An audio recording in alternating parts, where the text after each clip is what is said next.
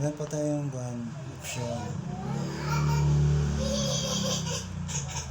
Kung kayo ay bago pa lang sa GoBasher, ay may new user guide. May mga guide po tayo sa mga bagong pasok sa GoBasher.